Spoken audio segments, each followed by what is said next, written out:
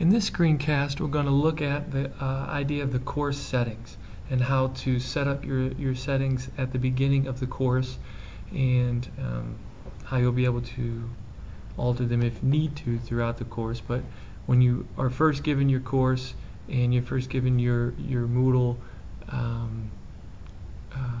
site that you can access, we need to be able to go in and manipulate the settings for how you would like to use them. Some of the settings you're going to want to leave alone. Some of them are going to we're just going to use the default settings, and then some of them are going to be your choice as far as what you're able to do with it, depending on what fits best for your course. So I'm going to move your screen over to the left, and in the administration block on your left hand side you'll see settings. We're going to click on it. I'm going to move you back over to the right just a bit, okay, which I realize some of your screen's cut off, but the main part we can see. Now this top section here is general, and in this you'll see the category, the full name, and the short name. Those three items, when you receive your course, should already be filled in the way that Baker SPGS wants them and needs them to be. So it's important that we don't alter those. Those will match up for the students. Those will match up as far as their understanding of the course name and the course title and the course number. Also, in the course ID number. Also, the short name will be the breadcrumb trail that's at the top, so that the students will consistently throughout be able to identify that. So that's a section, these four right here at the top, that you would leave alone. Now underneath you see the summary, and that brings you down into this box. This box below that is below the word summary, is where the summary is stored. You do not need to create a summary. We ask that you just copy and paste the summary from the scope and sequence. And that is important because as students are loaded into Moodle and they have access to their courses in Moodle, they will see the summary, and the summary will match up with the course name, and all of that will match up with the student guide and the course catalog for them. So that's an important aspect. So you're going to need to add the summary and just take it from the scope and sequence. Now I scroll down.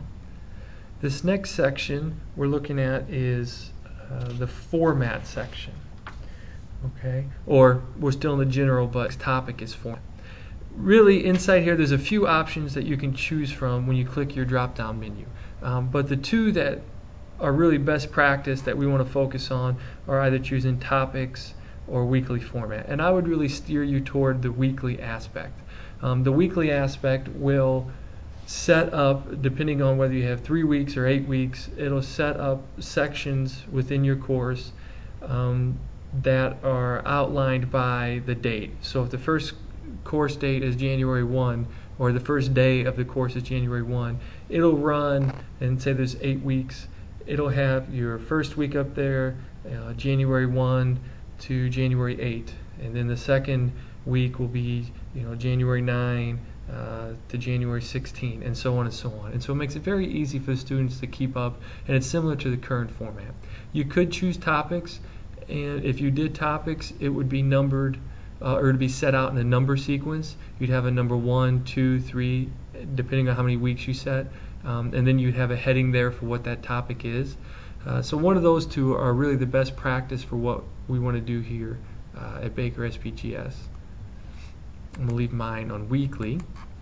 Number of weeks, that is determined by the duration or the length of your course, whether it be 3, 8 weeks, 4 weeks. You'll want to choose that correct number. The course start date is determined, or it affects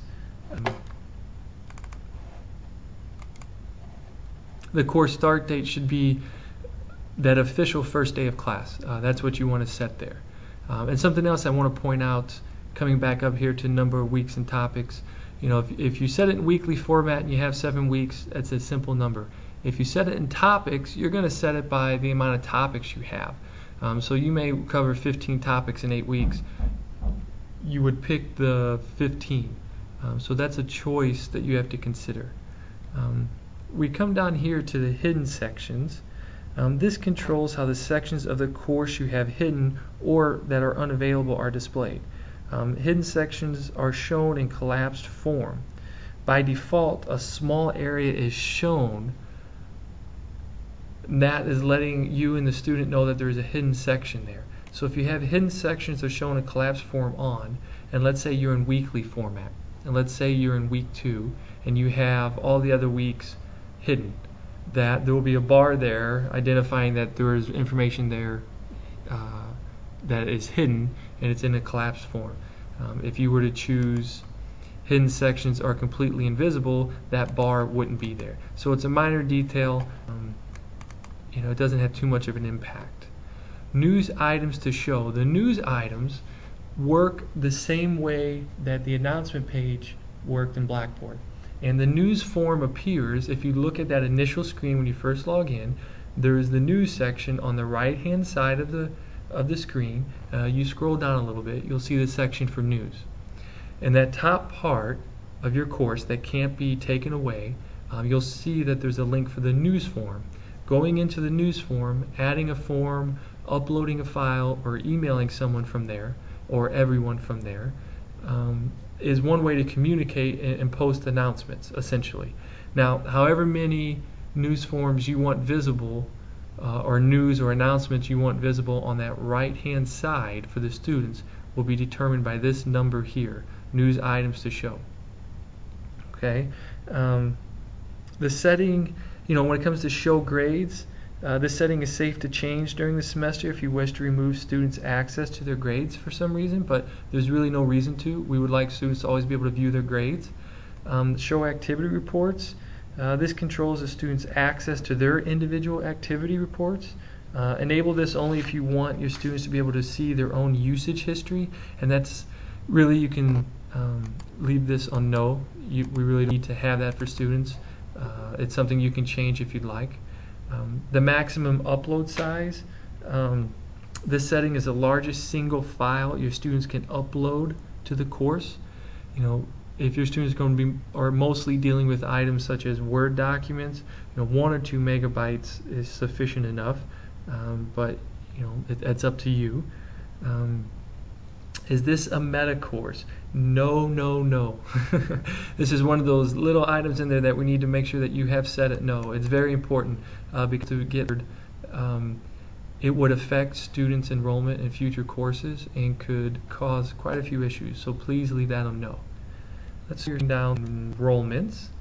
In this section here with enrollments, you can just leave default settings. There's nothing in there that you need to alter or change. Thing down here with enrollment expiry notification, please just leave it with the default settings. The default settings being when you drop into it, whatever it has, just leave it. That's not something to worry about.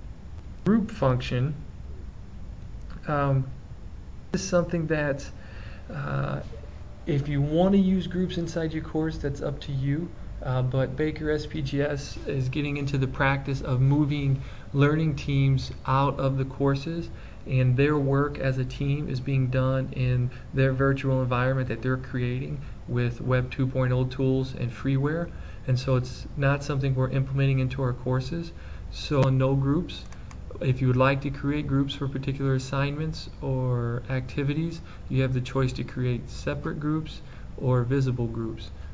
Separate groups would allow you to create pockets of groups, multiple. Visible groups would allow you to create one big group that everyone could work within. And if you choose to force, that means if you choose yes to force, you're dropping everyone into a group. If you choose no, you're not. So if you're going to have no groups, just leave that setting on no. But it doesn't line up with, it's not lining up with learning teams. We're not having our learning teams work within the Moodle course. The availability, you can just leave at default here. Let's just leave that at default. You don't need to make any alterations. The language, set it to English. The roles, again, don't need to make any alterations or changes there. We can just leave that at default as well. And then you save your changes.